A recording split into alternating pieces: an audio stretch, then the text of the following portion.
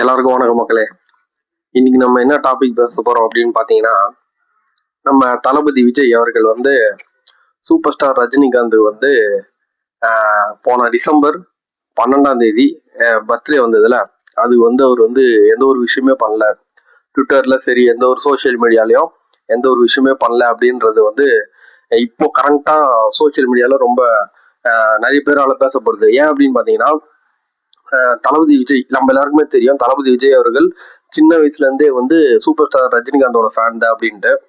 அது மட்டும் இல்லாம அவரோட விஜயோட சினிமா கேரியர்ல வந்து ரஜினி வந்து கொஞ்சம் ஆரம்ப காலத்துல ரொம்பவே ஹெல்ப்ஃபுல்லா இருந்தாரு. எந்த வகையிலன்னு பாத்தீங்கன்னா, ஒரு படத்துல வந்து விஜய் அவர்கள் வந்து ரஜினியோட ரெஃபரன்ஸை நிறைய இடத்துல யூஸ் பண்ணி அது மூலியமா கிளாப்ஸ் வாங்கி அது மூலியமா அவருக்கு ரசிகர்கள் பட்டாளம் சேர்றதுக்கு கூட ஹெல்ப்ஃபுல்லா இருந்தது பாத்தீங்கன்னா ரஜினி தான். அது மட்டும் இல்லாம விஜயோட அப்பாவுக்கு ரஜினி நிறைய ஹெல்ப் பண்ணியிருக்காரு. சினிமா வகையில சொல்றேன், சினிமா லெவல்ல சொல்றேன், ஹெல்ப் பண்ணியிருக்காரு, ஓரளவு சப்போர்ட் பண்ணியிருக்காரு. ஸோ அந்த வகையில வந்து விஜய்க்கு வந்து ரஜினி வந்து சின்ன வயசுல இருந்தே பிடிக்கும். ஸோ அப்படி இருந்த ஒருத்தருக்கு வந்து பர்த்டே விஷயம் சொல்லாம இருந்தாரு விஜய். அதாவது இந்த வருஷம் 2025 வருஷம். ஸோ அதுக்கு வந்து மிகப்பெரிய சர்ச்சையா வந்து இப்போ போயிட்டு இருக்கு. ஏன்னா ஆல்ரெடி பாத்தீங்கன்னா நம்மளுக்கு தெரியும், சோசியல் மீடியால ரஜினிக்கும் விஜய்க்கும் வந்து ஏகப்பட்ட கிளாஸ் போயிட்டு இருக்கு.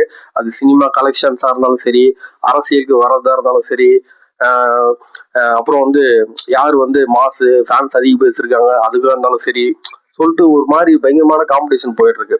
ஸோ இந்த டைம்ல வந்து விஜய் அவர்கள் ஏன் வந்து ரஜினிக்கு பிறந்த நாள் வாழ்த்து சொல்லல? அதுவும் வந்து இது வந்து ஒரு முக்கியமான பிறந்த நாள், நார்மல் பிறந்த நாள் கிடையாது. 75th பர்த்டே தான் சூப்பர் ஸ்டார் அவர்கள் வந்து கொண்டாடினாரு. ஸோ அதுக்கு ஏன் வந்து விஜய் வந்து வாழ்த்து சொல்லன்றது ரொம்ப பேரோட ஆதங்கமா இருந்தது, கோபமாவும் இருந்தது. சூப்பர் ஸ்டார் ஃபேன்ஸுக்கு சொல்றேன். அது வந்து என்னோட பதில் அதுக்கு என்னவா இருக்கும் அப்படின்னு பாத்தீங்கன்னா, அவர் வந்து கண்டிப்பா வந்து விஷ் பண்ணிருக்கோம். நாங்க விஜய்னா நீங்க வந்து கண்டிப்பா வந்து விஷ் பண்ணிருக்கணும். ஏன் அப்படின்னு பாத்தீங்கன்னா, உங்களுக்கு வந்து உங்களுக்கே தெரியும், நீங்க வந்து ரஜினி ரசிகர்னு உங்களுக்கே தெரியும். ஸோ உங்க படத்துல நானே சின்ன வயசுல வந்து உங்களோட மூவிஸ் நிறைய பார்த்துட்டு அதுல வந்து தலைவரோட ரெஃபரன்ஸ் வரும்போது நானே எழுந்து கை தட்டியிருக்கேன், என்ஜாய் பண்ணியிருக்கோம். ஸோ அதனாலேயே வந்து கூஸ் பம்ப்ஸ் மொமெண்ட்லாம் நிறையவே உங்க படத்துல இருந்திருக்கு, ரஜினியாலேயே சொல்றேன். ஸோ அப்படி வந்து சப்போர்ட் பண்ண ரஜினிக்கு நீங்க ஏன் வாழ்த்து சொல்ல? அதுவும் 75th பர்த்டேக்கு வந்து வாழ்த்து சொல்லாது ஒரு மிகப்பெரிய ஏமாற்றம் தானே நான் நினைக்கிறேன். அதுவும் இல்லாம நீங்க வந்து இப்ப அரசியலுக்கு வர போயிருக்கீங்க. அதுவும் தமிழ்நாட்டுல காலங்காலமா இருக்கிற மிகப்பெரிய கட்சியான டிஎம்கே, ஏடிஎம்கே எல்லாம் அகைன்ஸ்டா நீங்க வந்து போய் களத்துல நிக்க போறீங்க. ஸோ அப்படி இருக்கிற வகையில வந்து உங்களுக்கு கண்டிப்பா பெரியவங்க சப்போர்ட் தேவை, பெரியவங்களோட வாழ்த்தும் தேவை. அந்த மாதிரி வாழ்த்து பெற்று வந்தாதான் நம்ம வந்து அரசியல சாதிக்க முடியும். ஸோ அதனாலேயே வந்து நீங்க வந்து வாழ்த்து சொல்லியிருக்கணும் அவருக்கு.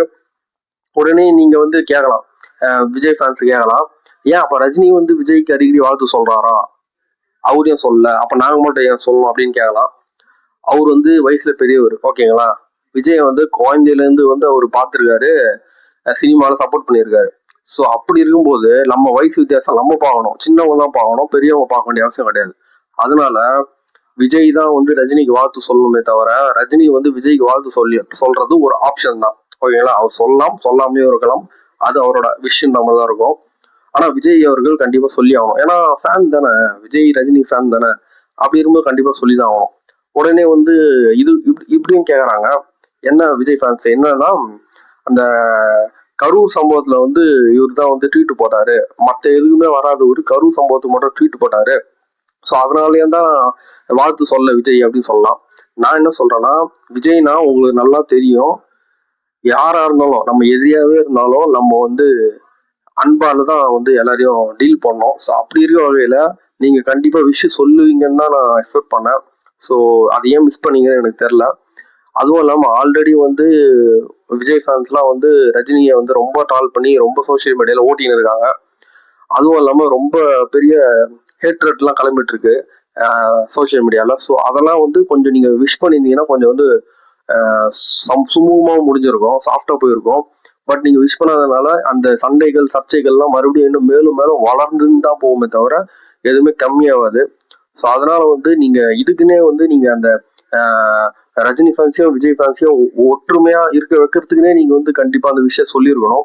பட் நீங்க ஏன் சொல்லன்றது எனக்கு இப்பவும் தெரியல. ஸோ இது வந்து எங்களுக்கு எப்படி ஃபீல் ஆகுது அப்படின்னு பார்த்தீங்கன்னா, எனக்கு தேவைன்றப்போ நான் ரஜினியை பயன்படுத்திக்கினேன், எனக்கு தேவை இல்லைன்றப்போ நான் ரஜினியை வந்து கண்டுக்க மாட்டேன் அப்படின்ற மாதிரி தான் இருக்குது. ஸோ ரஜினி அரசியலுக்கும் வரல, அவர் இப்போ வந்து சப்பி ஆகிட்டாரு. ஸோ அவரை வந்து அவருக்கு விஷயம் சொல்லி என்ன ஆக போகுது அப்படின்ற மாதிரி தான் நீங்க நினைக்கிற மாதிரி எங்களுக்கு தோணுது. ஸோ அந்த எண்ணம் வந்து ரொம்பவே தப்பான எண்ணங்க. ஏன்னா வந்து என்னதான் இருந்தாலும் ஒரு சீனியர், ஓகேங்களா? இன்னும் எத்தனை ஜன்மம் எடுத்தாலும் சீனியர்ஸை மதிக்காத ஜூனியர்ஸ் எந்த இதுலயுமே நல்லா இருக்கவே முடியாது, எந்த காலத்திலுமே நல்லா வாழவே முடியாது. எந்த காலத்திலயும் சரி, அவங்க எந்த ஃபீல்டுக்கு போனாலும் சரி நல்லா வாழவே முடியாது. எப்பவுமே சீனியர்ஸை மதிக்க கத்துக்கணும். அவங்களோட ஆசீர்வாதம் நம்மளுக்கு எப்பவுமே வேணும். அந்த ஆசீர்வாதம் மிஸ் ஆச்சு அப்படின்னா எந்த ஃபீல்டுக்கு போனாலும் எந்த மூலைக்கு போனாலும் அது வந்து நமக்கு சும்மாவே விடாதுங்க. அது மிகப்பெரிய கர்மாவா மாறிடும். ஸோ வந்து அதை வந்து பகச்சு கூடாது. அந்த சீனியர்ஸ் அதுவும் வந்து நம்மளுக்கு ஹெல்ப் பண்ணுவாங்க. வேற யாருன்னா இருந்தா பரவாயில்ல, நீங்க வந்து வேற யாருன்னா சொல்லாம விட்டுருங்க. இப்போ உங்களோட உங்களுக்கு அவங்களுக்கு சம்மந்தமே இல்லாம உங்களை கண்டுக்காதவங்க அவங்கள விட்டுறலாம், பிரச்சனை இல்லை. இல்ல அரசியல்ல இருக்கிறாங்களா உங்களுக்கு தெரியாது, அவரை கூட விட்டுறலாம். பட் ரஜினி எப்படிங்க விட்டீங்க? ரஜினி வந்து எப்படிங்க நீங்க சின்ன வயசுல இருந்து பார்த்தவர் தானே. அவரு மிஸ் பண்ணது எப்படின்னு தெரியல. என்ன ரீசனா இருக்கட்டும், இப்போ ரீசெண்டா பிடிக்கலையா இல்ல ஏன் ஒத்து வரலையோ எதுவான இருக்கணும், பட் ஒரு பர்த்டேக்கு விஷ் பண்ணிடலாம்ல. அது வந்து நியாயமான ஒரு கோரிக்கை தானே வச்சாங்க ரஜினி ஃபேன்ஸ். அதை பண்ணியிருந்துடலாமே. அதாவது டைமுக்கு சொல்லணும்னு இல்லை, பட் முதலமைச்சரே சொல்றாரு, ஓகேங்களா? முதலமைச்சர் ஸ்டாலினே சொன்னாரு, ட்வீட் போட்டாரு. ஸோ அவர் போட்டதுக்கு அப்புறமாச்சு கொஞ்சம் பொறுமையாச்சும் போட்டுருந்துடலாம். ஸோ அது கூட போடாதது மிகப்பெரிய இதுவும் ஒரு மாதிரி இருக்கு. அது வந்து நம்மளுக்கு என்ன சொல்றேன்னே தெரியல. ஸோ அந்த மாதிரி வந்து இருக்கிற விஜய் வந்து எப்படி வந்து அரசியல்ல என்ன பண்ணணும், எப்படி பண்ணுவீங்கன்னு தெரியல. ரஜினின்ற ஒரு பெரிய மனிதரோட ஆசீர்வாதம் கண்டிப்பா எல்லாருக்குமே வேணும். ஸோ நான் வந்து என் சார்பில் நான் விஷ் பண்ணிட்டேன் அவருக்கு. என்னோட சோசியல் மீடியால என்னோட சேனல்ல எப்படி இன்ஸ்டால எப்படி போடணுமோ அதுல போட்டேன். ஸோ நீங்களும் வந்து அதை பண்ணியிருந்துருக்கலாம். ஸோ பண்ணியிருந்தீங்கன்னா உண்மையிலேயே ரஜினி ஃபேன்ஸ் கொஞ்சம் சந்தோஷப்பட்டிருப்பாங்க. ஸோ ஒரு எல்லாமே ஒரு அன்பு தானேங்க. எதுல இருந்தா நாங்க அரசியலுக்கு போயிட்டா நம்ம என்ன ரக்கையாக முளைக்குது, எல்லாமே ஒரு அன்பு தானே. அதெல்லாம் அந்த கனெக்டிவிட்டியில இருந்தாதான் வந்து நம்ம எல்லாரோட ஓட்டு கூட வாங்க முடியுங்க. இல்லைன்னா எப்படி சொல்லுங்க, இப்போ ரஜினி ஃபேன்ஸ் இதுக்குன்னே காண்டாக்ட் ஓட்டு போடலன்னா எப்படி? அது நம்மளுக்கு ஒரு அடி மாதிரி தானே அது. ஸோ அதெல்லாம் வந்து பார்த்துட்டு அதுக்கான ரியாக்ஷன் பண்ணிடணும். அதுக்கு ஓட்டுக்காக தான் விஷ் பண்ணாலும் நான் சொல்ல. நீங்க 2024 பண்ணீங்களே அந்த மாதிரியாச்சும் பண்ணி இருந்துடலாம். ஸோ இதெல்லாம் வந்து எங்களால எப்படி ஏத்துக்கிறது தெரியல. அது என்னடா இவ்வளவு இத்தனை வருஷமா ரஜினி ஃபேனா இருந்தவர் இப்ப திடீர்னு ஒரு முறிவு ஏற்படுதுன்னா அது எதனால, என்ன ஆச்சு அப்படின்னு வந்து ஃபேன்ஸுக்கு நடுவுலயே ஒரு குழப்பம் உண்டாகுது. ஸோ அதனால இதெல்லாம் வச்சு பார்க்கும்போது ஏதோ சரியில்லாத மாதிரிதான் இருக்குதுங்க.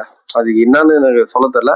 அதான் நான் சொல்ல விரும்புனேன், என்னைக்கா இருந்தாலும் பெரியவங்களோட ஆசீர்வாதம் கண்டிப்பா இருக்கணும். அப்படி அது தவறுச்சு அப்படின்னா எந்த ஃபீல்டுக்கு போனாலும் எந்த மூலைக்கு போனாலும் நம்மளால சர்வே ஆகவே முடியாது, அடிச்சு விட்டுரும். ஓகேங்களா? அதனால வந்து இனிமேலாச்சு அதை வந்து கொஞ்சம் ரஜினிக்கு ஏன்னா பண்ணுங்க. ஆசிய நம்ம வந்து அவரோட வளர்ந்துருக்கோம் போது அவருக்கு ஏன்னா சப்போர்ட் பண்றது தப்பு கிடையாது. அவரோட ஆசீர்வாதம் நமக்கு கண்டிப்பா எல்லாருக்குமே வேணும். ஸோ ஆசிய ரஜினி ஃபேனா நான் அதை சொல்றேன். ஓகேங்களா? எனக்கு வந்து தலைவர் தான் ரொம்ப பிடிக்கும். ஓகே, நன்றி, வணக்கம். சந்திரமுகி படத்துல ஒரு பாட்டுல ஒரு லைன் ஒன்று வரும். அந்த குக்கு பரபர பாட்டுல ஒரு லைன் ஒன்று வரும். ஏத்தி விட்டத மறந்தாக்க அந்த நன்றி என்னும் வார்த்தைக்கு ஒரு அர்த்தம் இல்ல, காற்றில் இருந்தேன் தலையாட்டி நீ நூலுக்குத்தான் நன்றி சொல்லு மெல்ல மெல்ல அப்படின்னு. ஸோ அந்த லைனுக்கான அர்த்தம் வந்து எல்லாருமே ஃபாலோ பண்ணா நல்லா இருக்கும். அதாவது நன்றி வந்து எப்பவுமே யாருமே மறக்கூடாது. ஸோ அந்த நம்மளை ஏற்றி விட்டவங்கள கண்டிப்பா வந்து நம்ம வந்து சப்போர்ட் பண்ணணும், அவங்களுக்கான விஷ் பண்ணணும், அவங்களுக்கான தேவைகள் என்னென்னலாம். ஏன்னா அவங்க பெரியவங்களா இருக்கும்போது நம்ம சின்னவங்களா இருந்திருப்போம், நம்மளுக்கு அப்போ சப்போர்ட் பண்ணியிருப்பாங்கல்ல. இப்போ அவங்க வந்து வயசுல பெரியவங்களா இருக்கும்போது நம்ம வந்து அந்த ஸ்டேஜுக்கு போயிருந்தா கண்டிப்பா நம்ம வந்து ஹெல்ப் பண்ணணும். அதுதான் வந்து ஒரு நல்ல மரபு. ஸோ அந்த மரபு வந்து நான் விஜய்க்கு மட்டும் சொல்ல, பொதுவா எல்லாருக்குமே அதை ஃபாலோ பண்ணா அப்பதான் வந்து இந்த நாடு வந்து நிம்மதியாகவும் அமைதியாகவும் சந்தோஷமாகவும் இருக்கும்ன்றத இந்த வீடியோ மூலமா நான் ஸ்ட்ராங்காகவே பதிவு பண்ணிக்கிறேன். ஓகே.